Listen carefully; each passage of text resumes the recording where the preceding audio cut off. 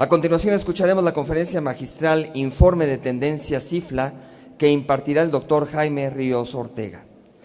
El doctor Ríos Ortega es licenciado en Pedagogía, cuenta con maestría y doctorado en Bibliotecología y Estudios de la Información por la Universidad Nacional Autónoma de México.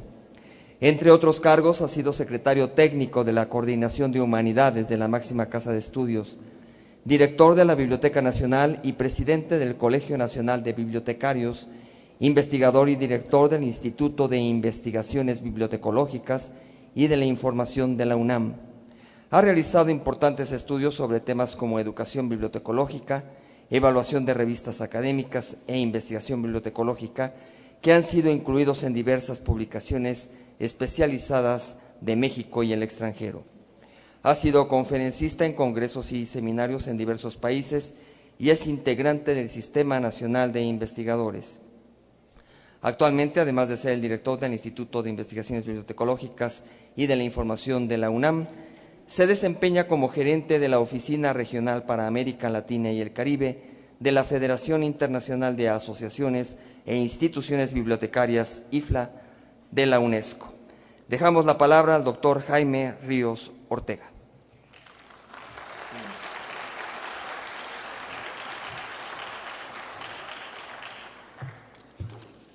Buenos días a todos. Agradezco al licenciado Álvarez del Castillo la invitación que me hizo para participar de este importante congreso, al cual me da muchísimo gusto asistir. Hacía algunos años que no venía y en algunas otras oportunidades me habían dado también, me habían corrido la cortesía de invitarme y poder platicar con ustedes. Agradezco a todos y cada uno de ustedes su presencia y la posibilidad que me dan de establecer este diálogo sobre un documento fundamental que hizo la IFLA. Les rogaría que esta charla la viéramos más como una oportunidad de interacción que como una conferencia magistral. Yo entiendo que el protocolo así nos lo indica, pero creo que es mucho más rico si podemos pensar en términos de un diálogo que nos enriquece mutuamente.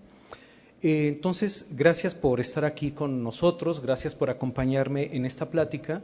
Y yo quisiera empezar por comentarles de modo muy breve y muy rápido qué es la IFLA. Así que les voy a agradecer si me pueden poner en pantalla el documento.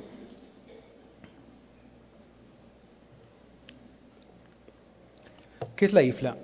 Bueno, lo importante que tuviéramos que entender para no dedicar toda la conferencia a comprender la naturaleza de la IFLA son algunos aspectos sustantivos. La IFLA representa a nivel mundial el organismo más importante, que es el portavoz de los bibliotecarios, de las bibliotecas y, por supuesto, de los usuarios. La IFLA es un organismo autónomo, se financia con sus propios recursos, no pertenece a ninguna asociación política de ninguna naturaleza. Su objetivo es trabajar en pro de las bibliotecas, de los usuarios y, por supuesto, en beneficio de los bibliotecarios, haciendo un trabajo que es fundamental para todos nosotros. Y básicamente diríamos que la IFLA, entre otras cosas, y hacer programas de formación y hacer publicaciones, etcétera, su fuente principal de orientación está en desarrollar documentos normativos de diversa naturaleza que abarca prácticamente todas las áreas que en el ámbito bibliotecológico movemos. La IFLA siempre es vanguardia en términos de todo aquello que afecta a las bibliotecas, a los bibliotecarios y a los usuarios, y constantemente está al tanto de lo que es el desarrollo del mundo, de la sociedad, considerando de qué modo impacta el trabajo de las bibliotecas y de todos aquellos que estamos asociados al trabajo de la información. Ustedes, si entran a la página de la IFLA, verán que existen múltiples documentos, casi todos ellos manifiestos y directrices, que siempre sientan un precedente y hacen una toma de posición mundial, social, cultural, respecto a los fenómenos que acontecen. Por ejemplo, el problema de la privacidad de los datos, Internet, las bibliotecas públicas, en fin. Yo les rogaría que en la oportunidad que tengan pudieran consultar de modo amplio la cantidad de documentos que tiene IFLA, que están en acceso abierto, por supuesto, y que son de beneficio y orientación para gran parte del trabajo que hacemos. Pues bien, la IFLA, en esta preocupación y vinculación que tiene con la sociedad, se dio a la tarea de hacer un trabajo que resultó muy, muy interesante, y fue analizar qué estaba sucediendo en el entorno cambiante de la información. Reunió especialistas a lo largo de 12 meses, trabajaron de modo muy, muy intenso y al final redactaron un documento que se conoce como IFLA Trend Report o el informe de tendencias de la IFLA, donde toca diferentes elementos sustantivos sobre lo que acontece en el mundo de la información y la sociedad, y dejó un punto pendiente que es el que yo quiero mencionar con ustedes. Dejó el punto pendiente acerca de qué vamos a hacer los bibliotecarios, qué vamos a hacer todos aquellos que estamos inmersos en el ambiente de las unidades de información, de los diferentes tipos de bibliotecas, de todos aquellos que estamos en contacto con los usuarios de diversos lugares, de diversas comunidades, con diversas condiciones sociales, etcétera. Y este tema se quedó pendiente, se quedó abierto para que desde la perspectiva de las diversas localidades y los diversos lugares donde se hace trabajo de bibliotecas públicas, entre otras, se manifestara la gente pensando sobre qué vamos a hacer. Entonces, lo que yo les voy a hablar de modo muy sucinto es qué nos dicen estas tendencias y, en la medida de lo posible, sugerir algunas ideas sobre el tipo de trabajo que debemos hacer. Pero estos solamente son, en algunos casos, permítanme decirlo, por la naturaleza de mi trabajo de investigación, son algunas hipótesis de impacto. Lo realmente importante, además de lo que modestamente yo pueda compartirles a ustedes, serán las aportaciones que ustedes, desde sus diversos ámbitos y desde su propia experiencia, puedan aportar para trabajar con estas tendencias en beneficio de los usuarios y de las bibliotecas, que es el punto que nos ocupa.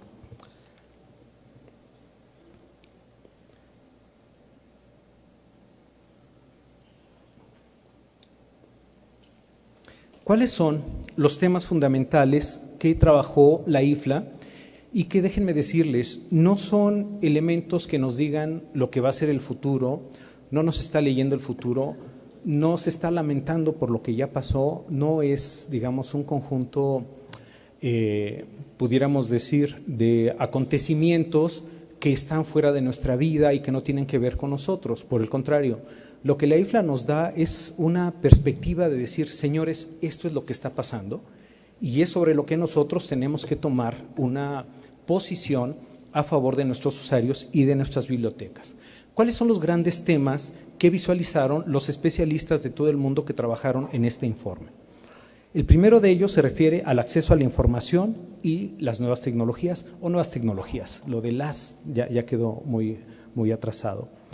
El tema de la educación en línea y el aprendizaje global, la privacidad y protección de datos, la hiperconectividad y nuevos grupos, la economía global de la información.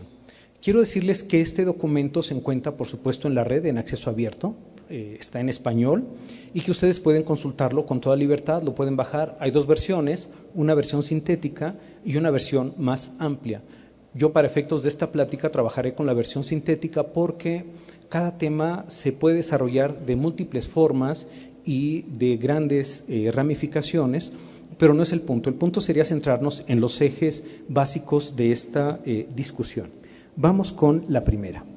La primera tendencia sobre lo que acontece con todos y cada uno de nosotros nos señala que las nuevas tecnologías expanden y limitan el acceso a la información. ¿Esto a qué se refiere? A un fenómeno que todos ustedes viven de modo sustantivo y de modo diario. Podríamos hacer un ejercicio sumamente rápido aquí.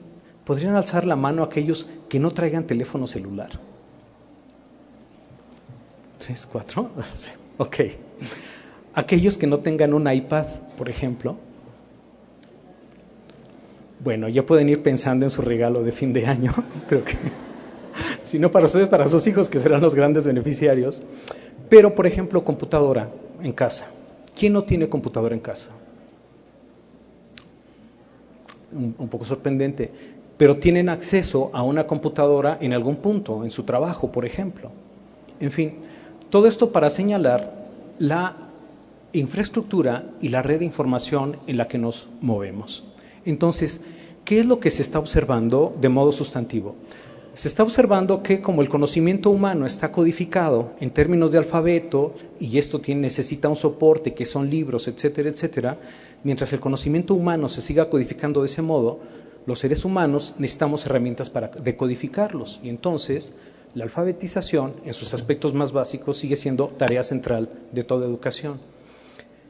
Pero como el mundo es desigual, junto con la brecha que significa que mucha gente no tiene acceso a la educación básica, o que sí la tiene, pierden las habilidades básicas de decodificación, se nos ha abierto un mundo que se llama la brecha digital.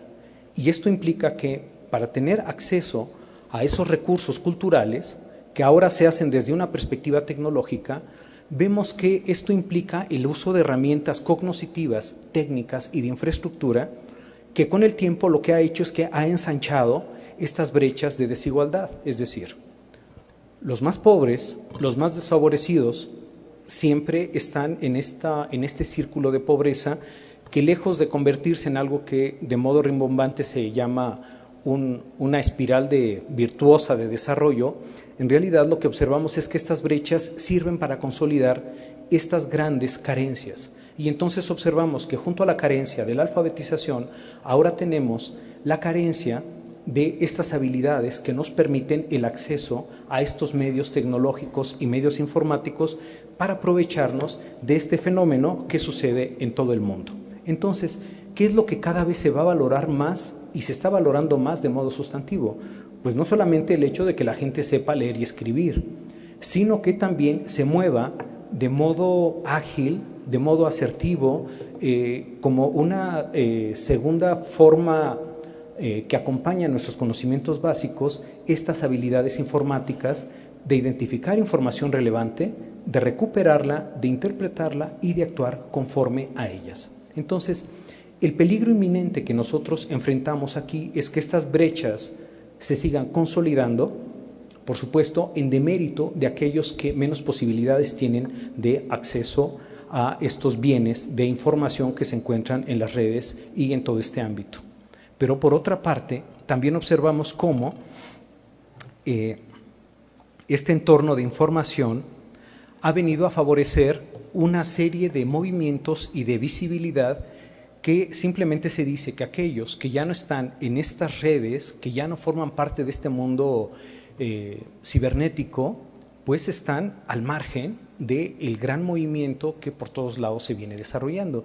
De tal suerte que para ahora es impensable que alguien que inicia un negocio propio, por pequeño que sea, no aparezca o no sea visible en las redes. Todo esto ustedes lo saben de modo sustantivo. Insisto, la pregunta de fondo es, ¿qué vamos a hacer nosotros como biblioteca pública frente a este problema? Entonces yo les ruego que vayan pensando algunas ideas de trabajo con las que vamos a ir abordando la temática. Entonces, ¿de qué se trata? Se trata de estar formados para utilizar, para compartir, para acceder en un mundo absolutamente desigual, como primer punto de trabajo. Vamos con la segunda tendencia. La educación en línea democratizará y modificará el aprendizaje global. ¿Esto qué significa en términos de información para el tipo de trabajo que nosotros hacemos?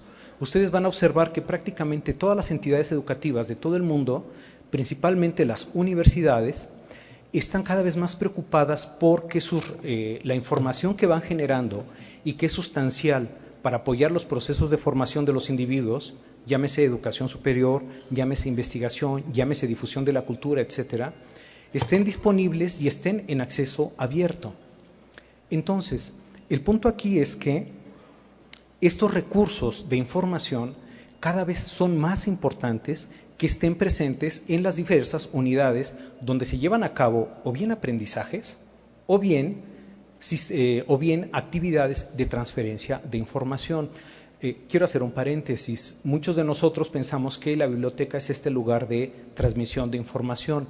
Yo quisiera compartir con ustedes que a lo mejor la idea me suena un poco mecánica. Yo pienso más bien que las bibliotecas son espacios de transferencia de información. Y la transferencia es un proceso mucho más complejo que la mera transmisión. Pero bueno, no nos vamos a poner exquisitos ahorita con la terminología, simplemente vamos a ir apuntando una serie de cosas que nos apuntan hacia la necesidad de tener que contar con recursos que nutren los aprendizajes de diversa naturaleza. Aquí la pregunta sustantiva para las bibliotecas es: ¿cómo vamos a saber cuáles son los mejores recursos que apoyan con mejor calidad los procesos de aprendizaje y de transferencia de información? Porque el mundo se nos ha empezado a llenar de estas cosas, ¿no? Por otro lado, el hecho de que aparentemente no tengan costo, bueno, pues hace una oferta inusitada de cosas, ¿no? Pero la verdad es que esto de que no tienen costo siempre es una mentira, ¿no? ¿Por qué? Porque, por ejemplo, nuestra Universidad Nacional o sus universidades públicas en las que ustedes estudiaron, o en las instituciones de educación media superior, o independientemente del nivel educativo de donde ustedes provengan, claro, si son escuelas de paga con mayor razón, pues siempre hay costos asociados. Es decir, alguien paga porque se produzcan textos académicos, alguien paga porque se produzca investigación, alguien paga a los docentes porque hagan este trabajo, alguien paga a las bibliotecas escolares porque esté al frente. En fin, esto de que los costos no existen es una tomada de pelo. Esto se paga y se paga con recursos públicos que vienen de ustedes o vienen de otros lados. Entonces, como dicen los queridos amigos españoles, aquí nadie regala nada, ¿no? Todo mundo tiene que cooperar y todo el mundo entra con algo. Pero entonces, el hecho de que estén abiertos nos implica una formación mucho más importante para hacer docencia, para hacer investigación y para hacer difusión de la cultura, y en el caso de los bibliotecarios, para propiciar estos procesos de transferencia de la información. Y vamos a otro punto que es fundamental. La UNESCO, ustedes lo saben, no les estoy diciendo cosas nuevas, desde hace años viene hablando acerca de que la formación que recibimos en las escuelas, independientemente del nivel que sea, en poco tiempo se hace obsoleta.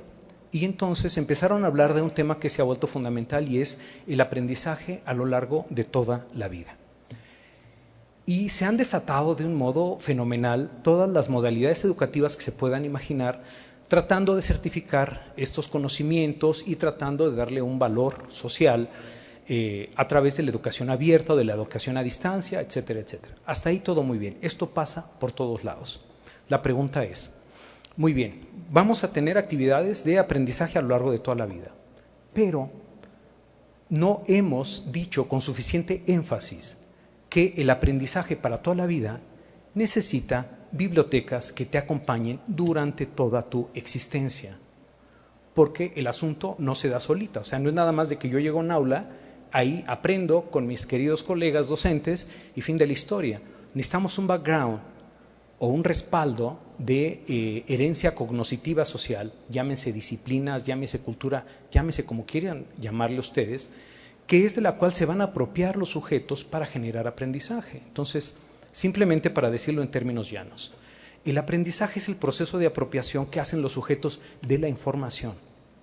Entonces, el aprendizaje corre a cargo de los sujetos, pero la información, ese es nuestro negocio, ese es nuestro negocio. Entonces, lo que tenemos que garantizar es que, muy bien por la UNESCO que dice que el aprendizaje para toda la vida, pero nuestro problema ¿cuál es? Pues es garantizar que haya bibliotecas que te acompañan durante toda la existencia, por lo menos que te acompañan durante toda la vida, que vas a seguir aprendiendo.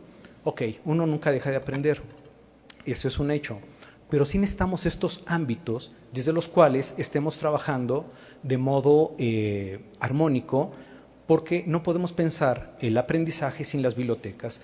Pensemos esto como una moneda con dos caras, ¿no? No puede haber la una sin la otra, están absolutamente vinculados. Entonces, bueno, esto ya lo vimos.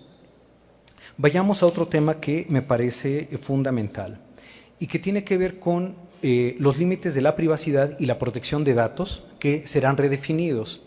Ustedes seguramente han venido escuchando todas las polémicas que se vienen dando acerca de la ley al derecho al olvido, por todas las cosas que se publican de la gente, a veces justa o injustamente, etcétera, etcétera.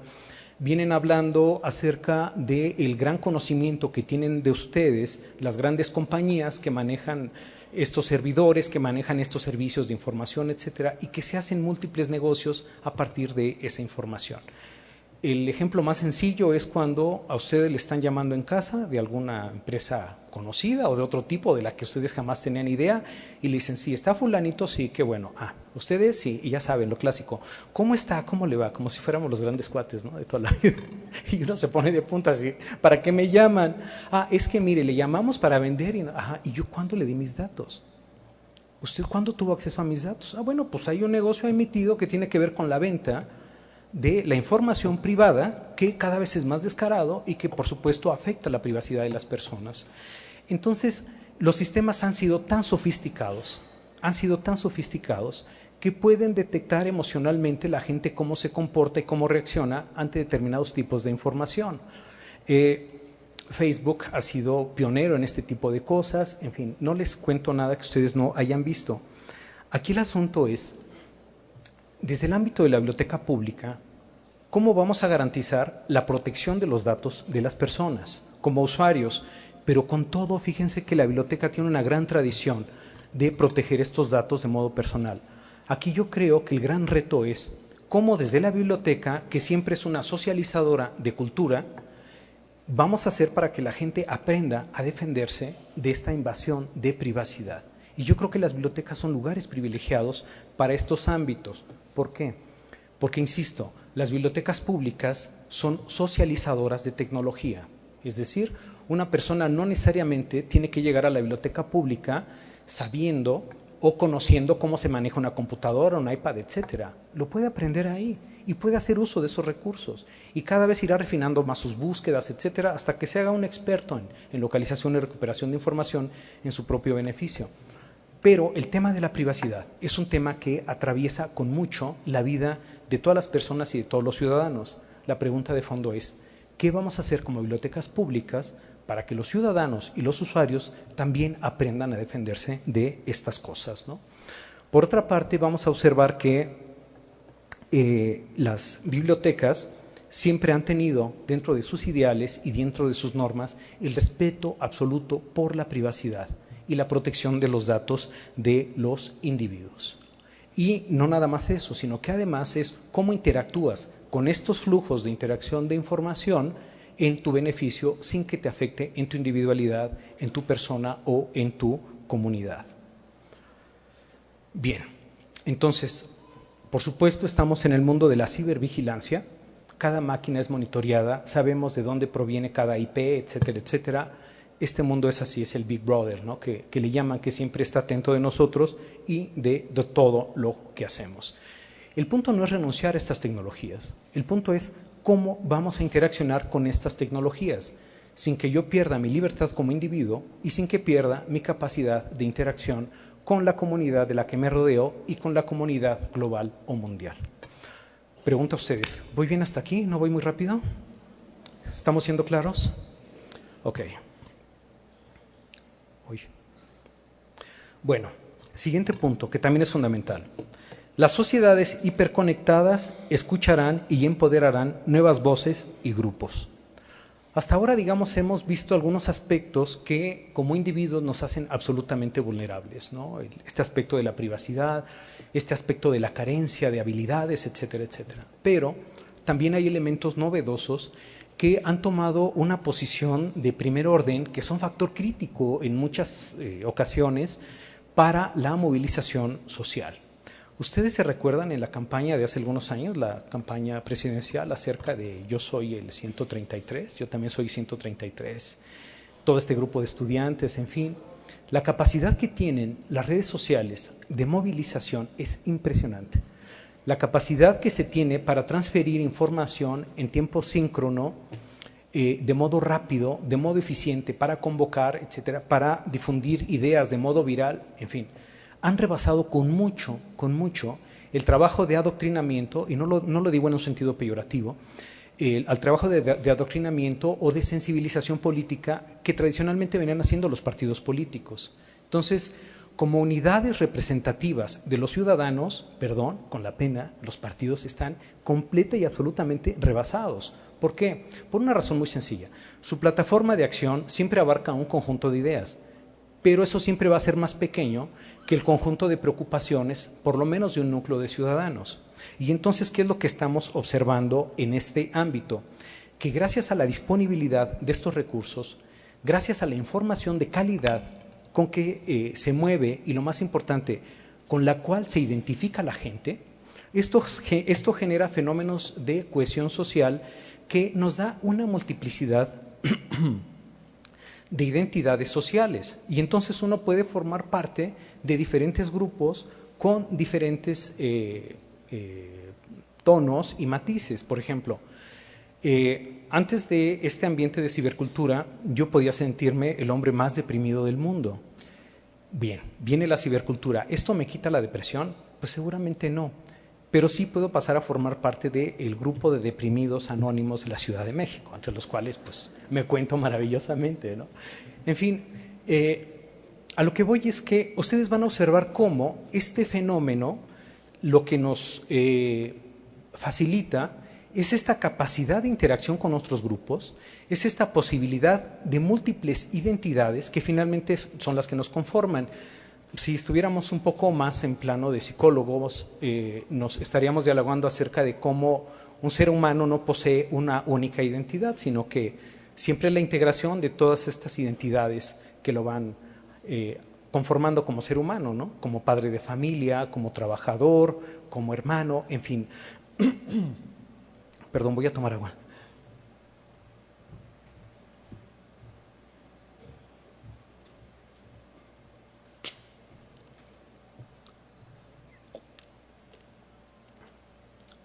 A la próxima me recuerdan que está aquí abajo. Bueno, volvemos al punto. Entonces, observamos que esta capacidad de cohesión de estos grupos está rebasando con mucho el orden tradicional que teníamos de representar a los ciudadanos y a todo mundo. Entonces, la facilidad de esto es que todo mundo puede alzar su voz para decir, hey, aquí existimos, aquí estamos y queremos coexistir en este mundo, ¿no? Esto sucede todo el tiempo, esto sucede todos los días, ¿no? Y algo que es muy importante, a partir de que se ha revalorado que gran parte del gasto público que hacen los países proviene de los ciudadanos y que se genera a partir de los impuestos, se ha desarrollado una cultura de transparencia y de rendición de cuentas que atraviesa a todo mundo, que no nada más queda en un solo ámbito.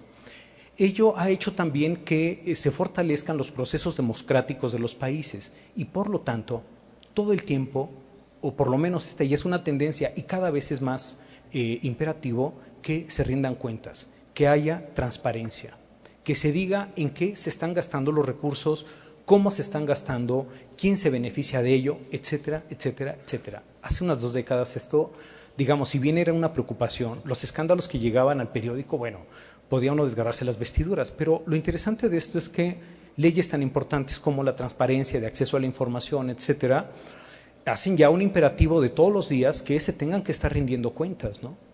Y esto también ha abierto una gama importante de trabajo para las instituciones, porque entonces tienen que privilegiar la comunicación con los ciudadanos a través de fuentes específicas. Y entonces yo tengo todo el derecho de decirle a la Secretaría de Salubridad Pública, a ver, ¿en qué se gasta el dinero? ¿Dónde están los documentos que usted genera en beneficio de los ciudadanos? Etcétera, etcétera, etcétera.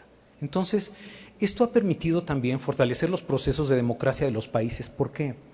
Porque entonces el ciudadano, para tomar decisiones, tiene que estar informado. Tiene que estar informado. Entonces, para no hacerles el cuento muy cansado, ¿qué hace aquí la biblioteca pública? ¿Cuál tendría que ser responsabilidad de la biblioteca pública en este contexto de rendición de cuentas?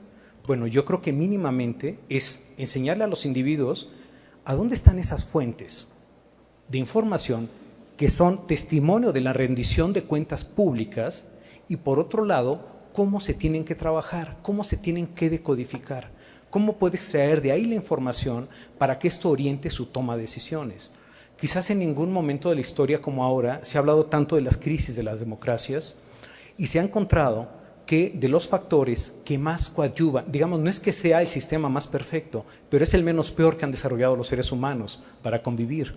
Entonces, aquí el punto es, ¿qué hacemos como biblioteca pública para privilegiar el acceso de los ciudadanos y de los jóvenes y niños en formación de ciudadanos para exigir esta rendición de cuentas, para formarse como en una cultura de sociedad civil que coadyuva estos procesos de democracia?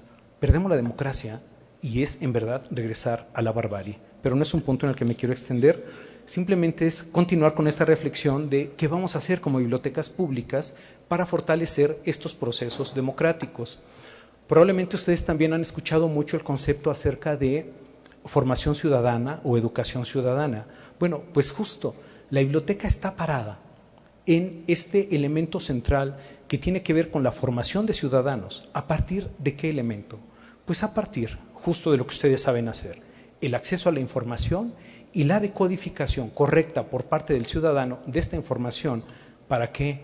Para tomar decisiones conscientes, para que el ciudadano opte por cuál es la perspectiva que a él más le conviene en ámbitos donde la gente compite por el poder y por el espacio público, ¿no? Entonces, vamos a observar, digamos, aquí lo vemos de modo muy sencillo, cómo hay cada vez más este mundo de participación a través de comunidades virtuales, de participación en línea y siempre con la perspectiva que nos une un objetivo en común. Entonces, esto de verdad ha venido a transformar de modo verdaderamente impresionante la vida política de los países y la toma de decisiones de cómo se venía haciendo. Vamos a la quinta tendencia, y esto tiene que ver con la economía global de la información se transformará por las nuevas tecnologías. Ustedes van a observar cómo en todo momento se están desarrollando nuevas aplicaciones para que la gente haga todo lo que puede hacer a partir de este tipo de aparatos tecnocientíficos, que además son una maravilla, que son nuestros teléfonos, ¿no? Tenemos internet, estamos en contacto con muchísima gente, etcétera, etcétera, podemos pedir taxis. Prácticamente todas las necesidades humanas de comunicación de nosotros están siendo cubiertas por estas aplicaciones y estos softwares que se van desarrollando. Y por lo tanto, cada vez también más formamos parte de estas comunidades de las cuales venimos siendo parte sustantiva. Mi impresión más fuerte ha sido saber, por ejemplo, que yo le puedo encargar a un arquitecto que me desarrolle en 3D, en una impresora que me permite hacerlo en mi casa. Ahí hay compañías en que ustedes le dicen al arquitecto, a ver, ese es el plano, perfecto, a ver, ahora enséñamela, aunque sea es una maqueta, pero claro, del tamaño de mi casa, y quiero observar cómo es, y quiero entrar, quiero verla, etcétera, etcétera.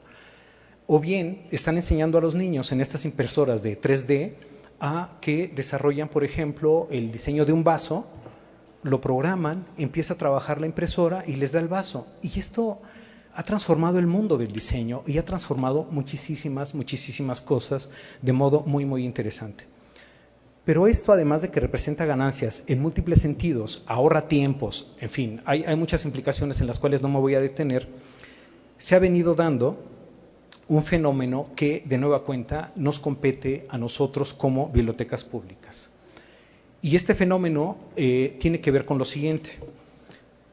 Si gran parte de la información que nosotros requerimos para nuestra vida diaria está cada vez focalizada en centros y unidades de información que tienen información muy, muy importante, entonces gran parte de la vida de nosotros y de los ciudadanos está o consiste en estar conectados a estos centros de información para que esta información a mí me permita hacer la toma de decisiones rápida, efectiva y me permita orientarme, moverme y hacer todas las cosas que necesito hacer en mi vida cotidiana. Entonces, de nueva cuenta, ¿qué hace la biblioteca pública en este sentido? A reserva de que lo discutamos más a fondo, yo creo que gran parte del compromiso de nosotros o del trabajo sobre el cual debiéramos estar pensando un poco más es cómo vamos a vincular ya a nuestros usuarios en estas unidades de información que en muchos sentidos, por supuesto, es presencial, necesariamente presencial, pero también en otras muchas vías ya son estos usuarios que se conectan vía fuente remota, etcétera. Entonces, ¿cómo hacemos para que, por un lado, la economía siga impactando y siga impactándose por estos dispositivos tecnocientíficos y que están revolucionando todas las esferas? Y entonces, la biblioteca, ¿cómo ayuda a estos ciudadanos para que en su vida cotidiana, esto se vea afectado positivamente? Voy a ver si con el siguiente ejemplo concreto el punto. Hace algunos días, a mi edad esto sucede, a lo mejor a la edad de ustedes no, pero tuve un problema dental y tuve que ir con el dentista. Y el dentista me lo decía muy claramente, decía, mira, si yo no estoy en la boca del paciente, yo no gano dinero. Yo tengo que estar en la boca del paciente para ganar dinero. De nada me sirve tenerlo sentado ahí enfrente sin que yo haga nada. Ok, mi idea es, si yo estoy en la boca del paciente, yo gano dinero. Y me quedó tan claro, no solo por lo que me cuesta, porque eso obviamente que duele y a uno le cuesta, sino porque el mundo ahora tiene que ver con el hecho de cómo hacemos para que nuestra biblioteca, con esta tecnología portátil, los estudiantes, todo mundo, es que dejé mi teléfono celular, se los quería enseñar, nos traiga ahí, nos traiga a la mano. El punto sería ese, ¿cómo hacemos para que nuestra biblioteca nos traigan aquí? Antes no era posible por las condiciones obvias, no podíamos hacerlo, pero los catálogos, que son representación de información, los sistemas de acceso, etcétera, etcétera, que me facilitan esta conexión, y a través de estas aplicaciones tenemos una oportunidad de oro para que la biblioteca en realidad forme parte de las personas en su vida cotidiana y en su vida diaria. ¿Esto qué implica? Pues desarrollar lo que hemos venido haciendo desde hace muchos años, estos trabajos de interfaces, estos trabajos de comunicación, entender cómo piensan los individuos, desarrollar aplicaciones que respondan a su idiosincrasia, que esté en su espacio mental, que esté en su espacio vital, etcétera, etcétera. ¿Por qué?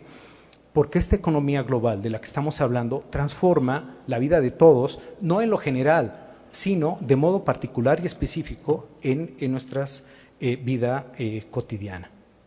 Entonces, el gran problema es que estos dispositivos portátiles, esta gran conectividad que tenemos en el mundo, está afectando las características de la fuerza laboral. Y esta fuerza laboral requiere información todo el tiempo para la toma de decisiones. Y este es un punto que queda bastante bien puesto. Sí. Me preguntan, me dicen si va a haber preguntas y respuestas, yo creo que sí. Y prácticamente estamos terminando. Entonces, estas a grandes rasgos, las tendencias, el tema es mucho más fuerte en términos de discusiones particulares. Yo les pido que revisen lo que es el informe de tendencias, lo pueden bajar en internet. Y para tratar de concretar estas ideas en las que veníamos soltando o comentando de modo abierto por la temática, creo que podríamos redondear con un pequeño resumen acerca de cuáles son estos retos que tenemos que enfrentar como bibliotecas públicas y que es gran parte de la discusión que ahora tenemos. Primero, ¿cómo vamos a llevar a cabo esta socialización tecnológica en la que ahora convivimos con generaciones que no vivieron este mundo de cómputo, pero que se benefician de él, y no se diga de los que nacen ya en ambientes totalmente digitales? ¿Cómo vamos a hacer esta consolidación de alfabetizaciones, que la gente sabe leer y escribir, pero además las habilidades informativas que incrementa de modo sustantivo nuestros retos? ¿Cómo vamos a hacer para que la gente, para que todos nuestros usuarios aprovechen el espacio de convergencia cultural y tecnológica que representan las bibliotecas para que empiecen a desarrollar sus propios espacios personales, sociales y económicos? Y luego, ¿cómo hacemos para garantizar que la biblioteca, con estas grandes oportunidades que tiene, sigan siendo o se fortalezcan como lugares de aprendizaje y aprovechamiento de recursos de información? Quiero ser muy claro en esto. No hay aprendizaje si las personas no se apropian en términos cognitivos de la información. Nuestra labor como bibliotecarios no está en irle a hacer la tarea a los docentes, por supuesto que no, pero sí tenemos que garantizar que las fuentes con las cuales trabajan los alumnos son fuentes de gran calidad que favorecen estos procesos cognitivos. Pero eso puede ser tema que pudiéramos desarrollar en otro momento. El siguiente gran punto es la accesibilidad. ¿Cómo hacemos para que la información no sea accesible, sino que además la gente sepa cómo hacer uso de este factor de acceso en beneficio propio? Y lo que veíamos, que que el aprendizaje a lo largo de la vida se vea siempre, como si trajera su angelito de la guarda, como una biblioteca a lo largo de la existencia. Porque, insisto, son dos caras de una moneda. No podemos pensar ningún proceso de aprendizaje sin fuentes de información catalogadas, clasificadas y puestas en disposición. La otra que decía, no es menos importante, las bibliotecas públicas como lugares en los cuales se dispone de fuentes de información gubernamentales que coadyuvan en la transparencia, en el e-gobierno y los procesos democráticos. ¿Por qué? Porque hay que tomarse en serio el hecho de que las bibliotecas son lugares de formación ciudadana. Y, por último, tendríamos que ver que la biblioteca es y sigue siendo esta vinculación con los individuos, con el ánimo de mejorar su vida económica y su vida social y personal en todos los sentidos. Por supuesto, la biblioteca como garante de la privacidad de las personas y la protección de sus datos. Esto que ya decíamos, como coadyuvante del desarrollo cognitivo de las personas y de la ciudadanía, de la identidad cultural y el desarrollo social. Y cierro con lo siguiente. Yo creo que es momento que dejemos de pensar que las bibliotecas tienen la obligación de almacenar y conservar toda la información que se genera en el mundo. Esto es una tontería, esto es ilógico, sería una estupidez universal, colosal pensar eso. Lo que las bibliotecas hacen es conservar y trabajar con información socialmente valiosa. ¿Esto qué significa de que sea socialmente valiosa? Que siempre hay una comunidad que tiene ciertas fuentes de recursos de información como importantes para su vida, porque les ayuda en la cosecha, porque son factor de identidad social, porque les ayuda en las tomas de decisiones de desarrollo económico, porque ayuda para la investigación, etc.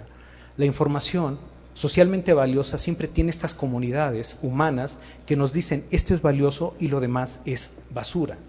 Nosotros trabajamos con la información socialmente valiosa y es con la que siempre vamos a estar vinculados a los sujetos. Por eso es tan importante que cuidemos los aspectos de calidad de la información con la cual trabajamos en nuestras bibliotecas.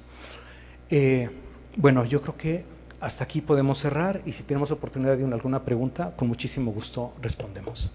Gracias.